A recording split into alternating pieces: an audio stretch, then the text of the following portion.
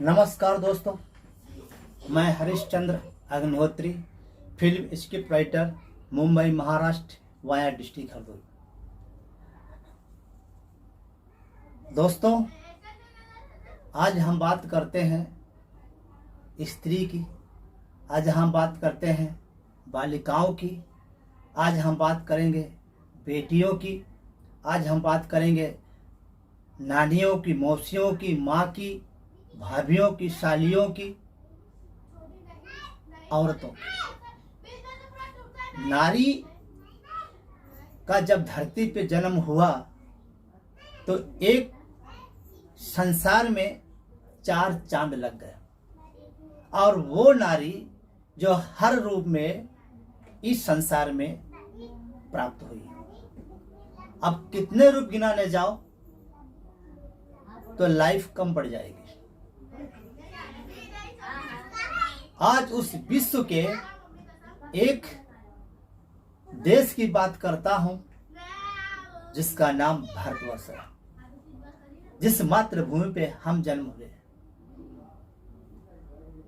कहा जाता है कि भारतवर्ष राम का राज है, और कहा गया कि जहां पे राम राज हो वहां पे झूठ, असत्य, हिस्सा बिल्कुल नहीं होनी चाहिए। वहां पर तो ऐसा समाज होना चाहिए कि उस समाज की आवाज विश्व के कोने कोने तक पहुंचनी चाहिए थी। लेकिन अफसोस, हम इस मुकाम पर पहुंचे ही नहीं पाए।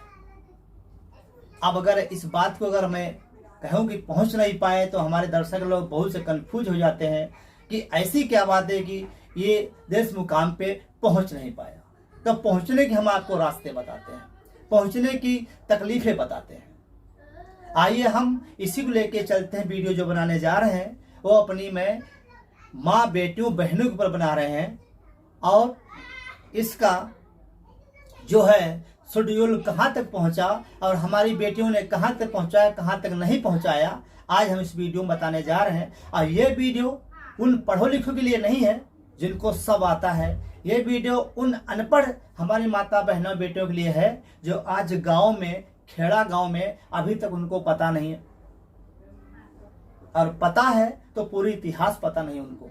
खैर, हम पूरी इतिहास तो नहीं बता सकता हूं, लेकिन उसके कुछ अंश आपको जरूर बताऊंगा, और जब सुनेगी तो आपके पैर के नीचे जमीन खिसक जाएगी।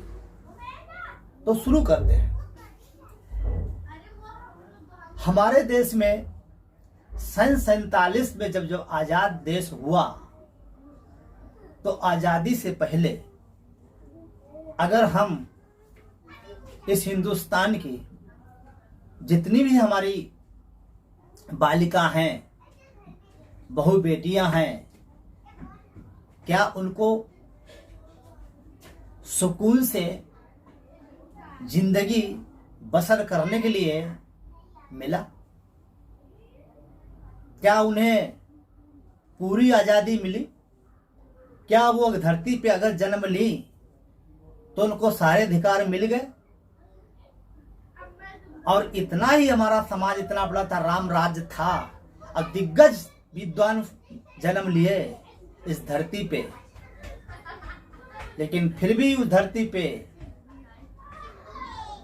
शिक्षा से वंचित, चलने से वंचित, स्वास्थ्य से वंचित, मंदिर से वंचित, और खाली आजाद तो सिर्फ काम से।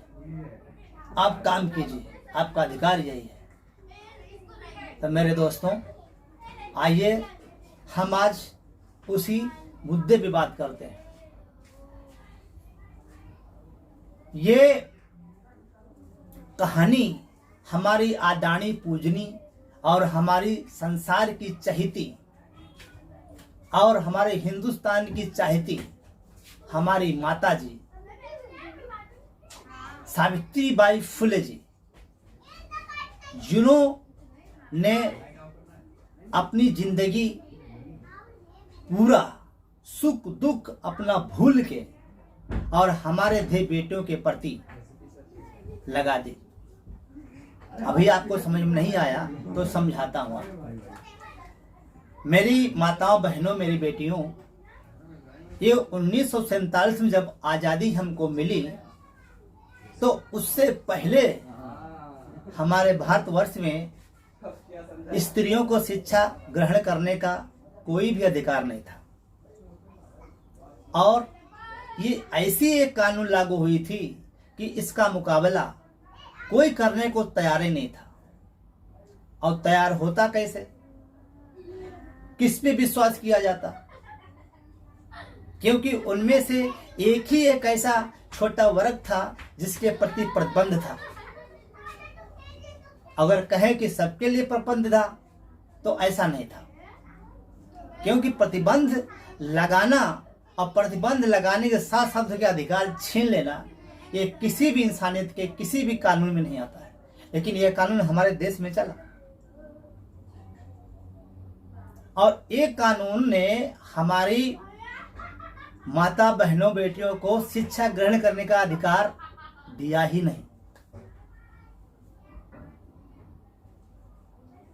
यह सिलसिला ऐसे कई साल तक चलता रहा। लेकिन एक ऐसी ज्योति हमारे भारतवर्ष की मातृभूमि पर उगी जिसका उजाला निकला, लेकिन सब सोच नहीं सकते थे कि ये उजाला एक शिक्षा का उजाला बन जाएगा। और वो ज्योति थी हमारी आदरणीय पूजनी सावित्री बाई फुले जी का जब 3 जनवरी 1831 में पूना के छोटे गांव में जब हुआ तो ये किसी को पता नहीं था क्या ये हमारी बेटी विश्व में नाम कमाएगी। किसी को पता नहीं था, क्योंकि वो अच्छे घर में थी, उनका पालन पोषण अच्छा हुआ और शिक्षा अच्छे से ग्रहण की। लेकिन जब समझदार हो गई और जब वो शिक्षा ग्रहण करके जब बाहर का माहौल उनको देखना पड़ा तो उनके पैर के नीचे जमीन खिसक गई और उन्होंने ठान ली कि आज मैं शिक्षित हूं तो मैं कसम खाती हूं कि हमारी जितनी आज के डेट के बाद में जितनी भी हमारी बेटियां होंगी, हम हर बेटी को घर घर तक शिक्षा लेके जाऊंगी और हर बेटी को शिक्षित बनाऊंगी। और भारतवर्ष के कोने में ऐसी कोई बेटी नहीं रहेगी जहां पे शिक्षित ना हो। और आखिरकार हमारी आदरणीय पूजनी मेरी चहेती सावित्री बाई फुले जी समाज में कदम रख दी।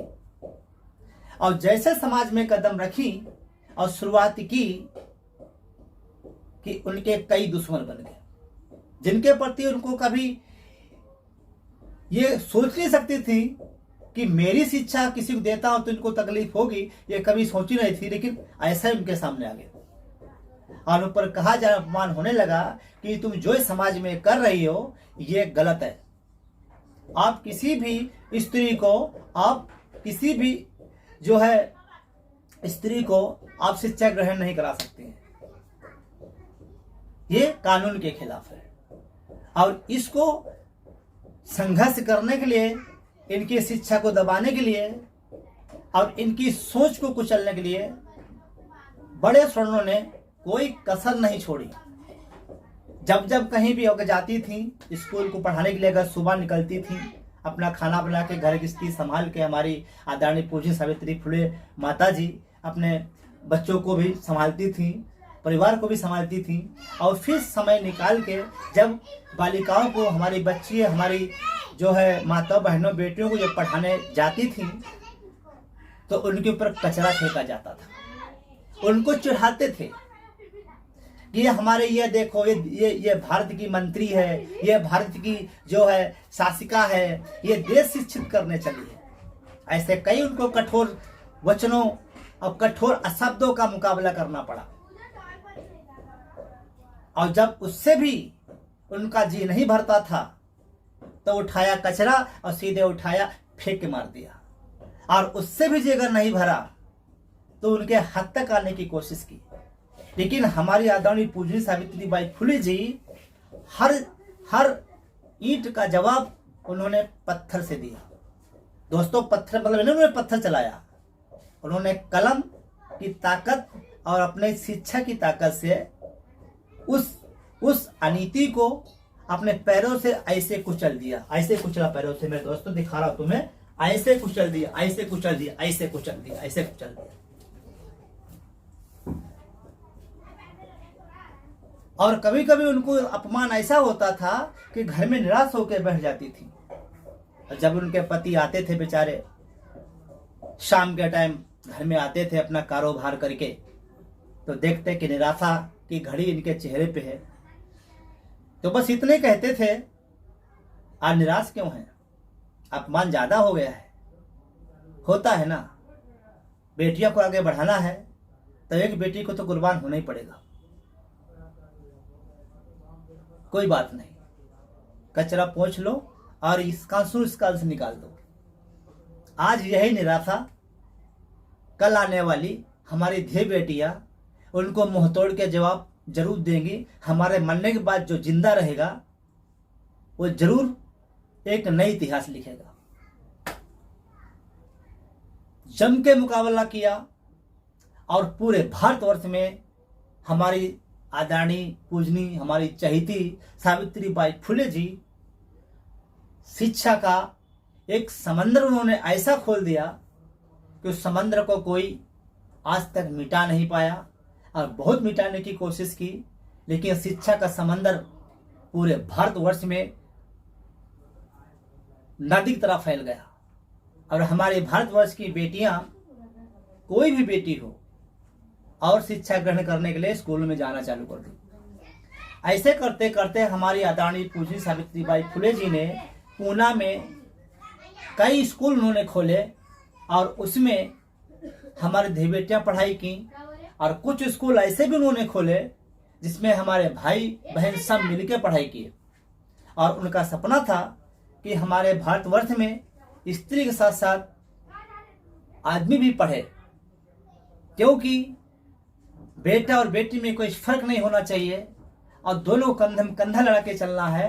और जब दोनों कंधे कंधे लगा के चलेंगे और देश का विकास करेंगे, और ऐसे समाज को हमेशा के लिए मिटा देंगे, और एक अच्छा समाज की जब आविष्कार करेंगे, उस समाज में सब पूरे राष्ट्र को लेके चलेंगे, और उस राष्ट्र के लोग सभी लोग होंगे, उसमें कोई जात नहीं, पात नहीं, कुछ नहीं होगा, सब एक भाई बहन बन के चलेंगे, और एक साथ सोच सबकी एक होगी, तब जाके हमारा राष्ट्र मजबूत होगा, और तब हमारा भारतवर्ष एक ट्रेन की तरह चलेगा, उसको कोई रोक नहीं सकता है। और फिर दोनों मिलकर विकास करेंगे, और जब दोनों मिलकर विकास करेंगे तो यही हमारा भारतवर्ष का नाम पूरे विश्व के गली गली में फैल जाएगा। ये हमारी सोच हमारी आदरणीय पूजनीय सावित्रीबाई फुले जी की थी। और उन्होंने अपने जीवन में कभी भी चैन की जिंदगी जी नहीं पाई। चैन से उन्हें खा नहीं पाया, चैन से वो सो नहीं पाई, चैन से वो चल नहीं पाई, क्योंकि उनका मकसद एक था कि जब तक मैं अपनी बेटियों को शिक्षित नहीं कर देती हूँ, जब तक मैं ये शिक्षा घर घर नहीं पहुँचा देती हूँ, तब तक मैं चैन की नींद नहीं सोऊंगी, खाना नहीं खाऊंगी, और हमारे लिए सब हराम है। आखिर उन्होंने ऐसे ही किया,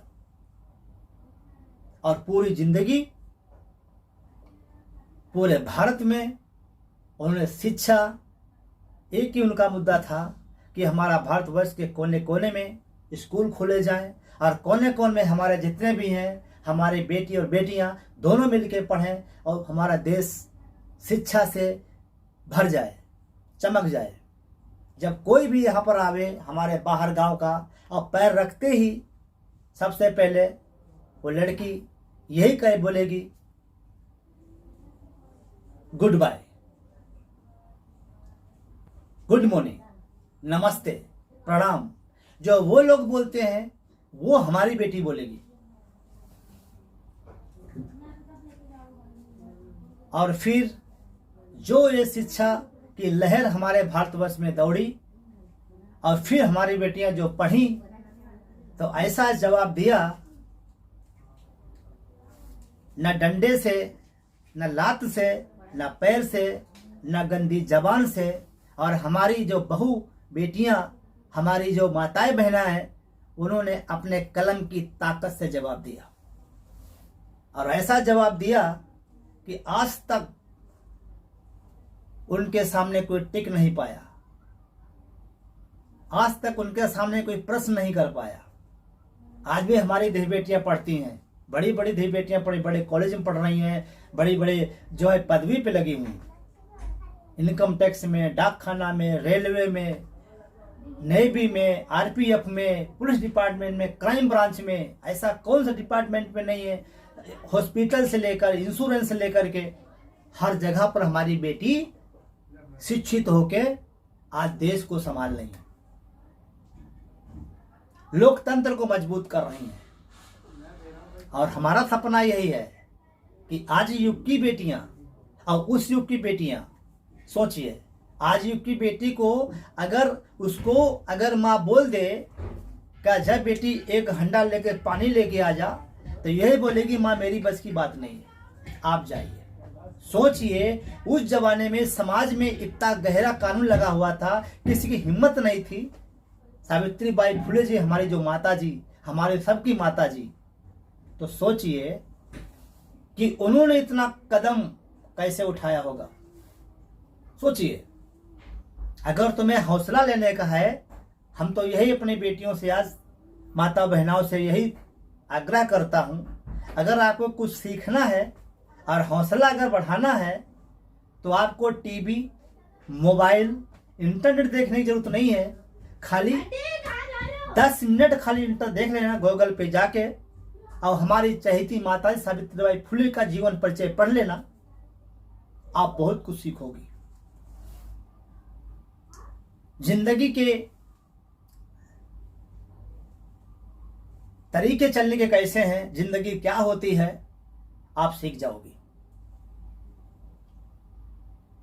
और जब उनकी जीवन परिचय की पढ़ोगी, आपको हौसला बढ़ेगा, तो शायद आपको कुछ अच्छा नहीं लगेगा। आपके सामने कुछ नहीं, एक ही मकसद होगा कि मेरे पापा गरीब हैं, चाहे मजदूरी करके लाते हैं, या फिर वो चाहे वो नेवी का ऑफिसर हो, या चाहे पुलिस डिपार्टमेंट का ऑफिसर हो, या फिर चाहे वो सबसे बड़ा मंत्री एमएलए क्यों न हो, सबकी बेटियां एक ही साथ सोचेंगी कि अगर मेरे पापा पुलिस डिपार्टमेंट में, तो नेवी की मैं कर्नल बन के दिखाऊंगी। और हमारे पापा अगर एमएलए हैं, हमारे पापा अगर मिनिस्टर हैं, तो मैं इतना पढ़ूंगी आज तो मैं राष्ट्रपति बन के दिखाऊंगी। तब जाके तुम्हारे माता पिता खुश होंगे कि अगर आज मैं एमएलए हूं, अगर आज मैं आईजी हूं, आज मैं आरपीएफ हूं, आज मिलिट्री वाला हूं, और मेरी बेटी कर्नल बनी है या मेरी बेटी राष्ट्रपति बनी है, उसी दिन उसके सारे दुख दूर हो जाएंगे माता पिता के।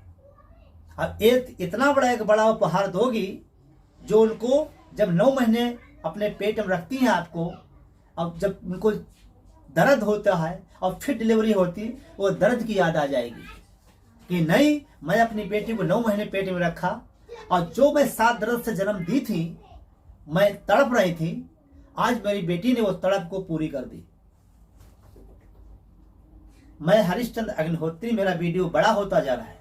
हम क्या कह रहा हूं, मेरे समझने की कोशिश करना। और मैं अपनी माता बहनों बेटियों से कहता हूं, अगर हमसे कोई गलती हो रही वीडियो बनाने में, तो मैं आप लोगों से क्षमा मांगता हूं, मुझे माफ करना।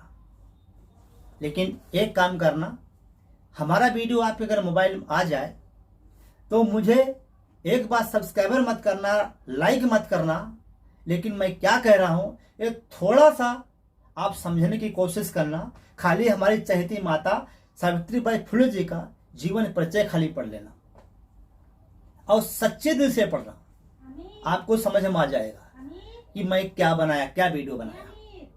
और हर एक माता पिताजी, मैं आप बेटियों के साथ में भैया आप लोग को भी समझा रहा हूं। अब आ जाते हैं बेटे पे। ये सोच लो, ये हिंदुस्तान बेटा बेटी दोनों को मिलकर चलाने का है, और किसी का, चाहे वो करोड़पति हो, अरबपति हो, चाहे वो मजदूर हो, मेहनत पैसे में सबको लगती है। अगर मजदूर है तब 8 घंटा वो ईंट गारा ढोता है, तब जाके उसको मजदूरी मिलती है। और अगर वो बेचारा करोड़पति है तो कम से कम कई लाखों रुपए के लोन लेके कुछ भी अपनी कंपनी की स्थापना करता है, और रात में उसको नींद नहीं आती है, कि सुबह हमको इतने हमारे आदमी चले, इतनी कंपनी को करना है, इतना कंपनी को टैक्स भरना है, उसका दिमाग काम नहीं करता है और सारा दिन कंप्यूटर पे बैठ के पूरा हिसाब किताब लगाता है। तब बेटा बेटी आपको आपका पापा पैसा देता है। अब ये चीज़ अगर समझना है तो अपने पापा के साथ में गाड़ी में बैठ जाना। तुम्हारे पापा ऑफिस में क्या करते हैं, खाली 1 घंटा खाली बैठ के देख लेना, उनकी खाली बॉडी की तरफ ध्यान देना। जब वो स्टूल पे बैठेंगे, कंप्यूटर पे बैठेंगे, तब ध्यान देना कि उनको तकलीफ कितनी होती है। ये सारा जो ये गुड़िया है, ये गुड़िया, इनकी हालत खराब, ये कमर पकड़ लेता है, शाम को खाना नहीं खाना होता होगा। और पापा तुम्हारे छिपाते होंगे कि अगर मैं कुछ ऐसे आह करूंगा तो मेरी बेटी को तकलीफ होगी, बेटी मेरी बोलेगी पापा क्या हो गया। हम जो भी वीडियो बनाते हैं कुछ सीखने के लिए बनाते हैं, तो इसलिए हमारा मकसद यही है कि आपको अगर माता पिता मेहनत से पैसा लगा रहा है तो उस पैसे को खराब मत होने दो, उस पैसे को ऐसे मत बहाओ पानी की तरह। वो पैसा बहुत आपके पापा मम्मी ने बहुत तकलीफ से जो है कमाया है, इसलिए उस पैसे को उतना ही यूज करो, उतना ही खर्चा करो जितना तुम्हारे कॉलेज में, तुम्हारे पढ़ाई में, तुम्हारे ड्रेस में, तुम्हारे आने जाने ट्रेवलिंग में लगे, उतना ही खर्चा करो। लेकिन अगर उस पैसे पे आपने गलत नजर डाल दी, मैं बेटा बेटी दोनों को समझा रहा हूं, अगर गलत नजर डाल दी कि मेरे पापा तो क्या कमी, मेरे पैसे की, पैसा तो आ रहा है भाई, उड़ाओ, कितना उड़ाने को उड़ा लो। लेकिन कल जब तुम्हारी लाइफ जब आएगी, बेटा होगा, जब तुम्हारी शादी होगा और कल को तुम्हारे पापा अगर नहीं रहेंगे, तुम अकेले पड़ जाओगे, उस दिन तुमको समझ में आएगा। और बेटी को अकल कब आएगी, जब उसकी डोली घर से जाएगी, ससुराल जाएगी, और जब वहां पे रहेगी, उस माहौल में जब रहना पड़ेगा, तब उसको पता चलेगा। ये सारी संस्कार हमारे चहेती आदरणीय सावित्रीबाई फुले जी के हैं।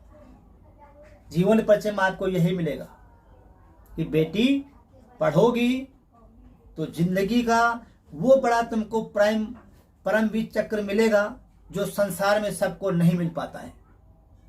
एक परमवीर चक्र होता है जो राष्ट्रपति गवर्नमेंट देती है, एक परमवीर जो चक्र होता है वो तुम्हारा माँ बाप देता है, और वो परमवीर चक्र होती है तुम्हारी शिक्षा, उसको कोई बांट नहीं सकता है। तो इसलिए ये हमारे आदरणीय पूज्य सावित्रीबाई फुले जी हो गई, हमारे आदरणीय पूज्य बाबा भीमराव अम्बेडकर हो गए। आप इन सबका संविधान और उनकी परिचयिका और हमारे मुंशी जी की गोदान और ऐसे बहुत सी किताबें हैं हमारे बड़े बड़े महापुरुषों की, आप उनको पढ़ने की कोशिश किया करो।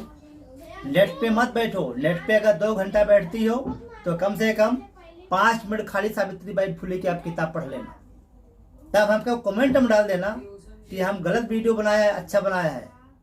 तो यहाँ से मैं अपने वीडियो का जो है विराम देता हूँ और अगले वीडियो में आपको फिर मिलूंगा। तब तक के लिए नमस्कार, जय महाराज, जय हिंद।